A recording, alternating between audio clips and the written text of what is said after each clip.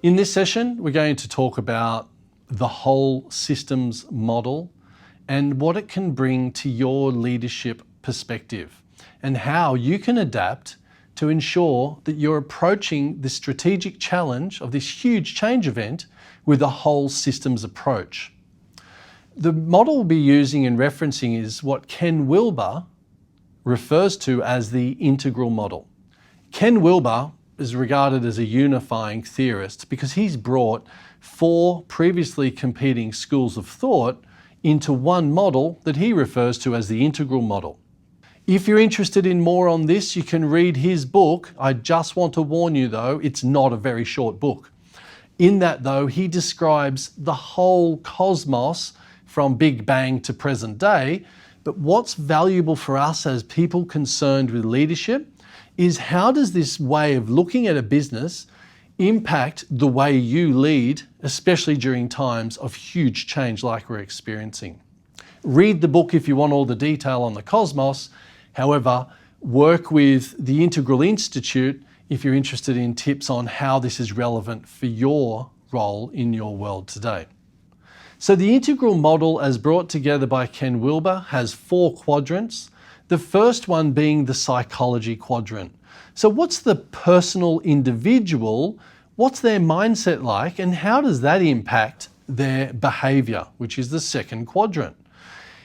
All of us are subject to our psychology in some way, and if you're feeling pessimistic, it'll impact your behavior. You'll come across as pessimistic. Wilber brings those 2 together and says they are both valid. The mistake is to value one over the other because they're equal. And as a business consultant, I'm always curious about the interplay between an adult or a leader's psychology and the behaviors that are showing up for them. Because those behaviors have a direct impact and an interdependency with the culture of the team, the culture of the whole organization. And if you're in charge of a various group in organization, there's up to 20, 60, or even 600 people who are subject to your leadership. It's really useful to think about your mindset, understand your behaviors, and be curious about the impact that's having on the entire culture of this business group or organization. And that quadrant is the culture quadrant, the space of sociology. Ken Wilber's 4th quadrant is known as the systems theory quadrant.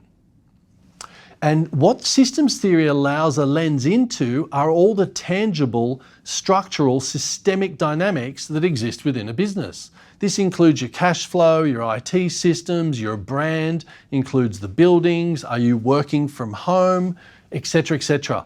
It's anything that we can see from the outside world can fall into the systems theory bucket. And systems theory brings a huge contribution to the effectiveness of an organization. A belief in systems theory is structure determines performance. So how does a structure impact a culture, and what does the individual do with that dynamic, and how is their interrelationship between the systems and the culture? And importantly, what impact does that have on their mindset? Now, here's why this is arguably the model for our time. Most of us are predisposed to thinking about culture on its own, or systems and structures. We need more investment. We need to build a bigger thing, or whatever it is. Get the CapEx through the board, whatever the system and structural dynamic is. But how do you consider that and the culture at the same time? And importantly, your leadership towards this new idea. And how is that impacting your mindset? As far as I can tell, as someone who's worked with leaders with this model and others that complement it, but this model in particular, I'm really curious about what's your purpose and vision. And then through that lens, start to explore your behaviors, your mindset, because you can operate and work with these 2 dynamics. It's a lot easier than fixing a whole structure or transforming the minds of 600 people. So work with this integral model. Be curious about your mindset and the impact it's having on your leadership, and what are you doing in regards to moving towards the purpose and vision. because I've seen it over and over. Scores and scores of people know what they want to achieve, and yet their behaviour suggests something else. They want to coach and mentor people, but they go into control freakism, they go into perfectionism, they go into jumping on the tools and doing the job themselves. And what they mightn't understand is that's happening because fear's running for them. And they feel safe when they jump back into the spreadsheet and fix the bottom line issue that the junior accountants should have fixed. When they're operating from a whole systems approach, the leader is actually being choiceful and is being curious about the impact they're having rather than frustrated about the culture and the systems, rather than being disheartened by the negativity that will come out of a culture. We know that 70% of people are fear-driven.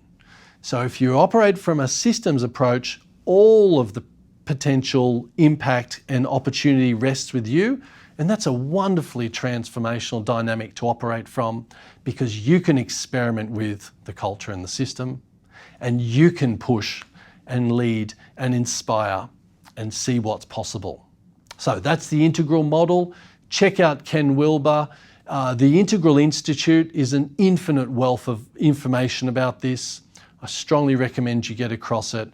And once again, please call or email if you'd like some more information about that.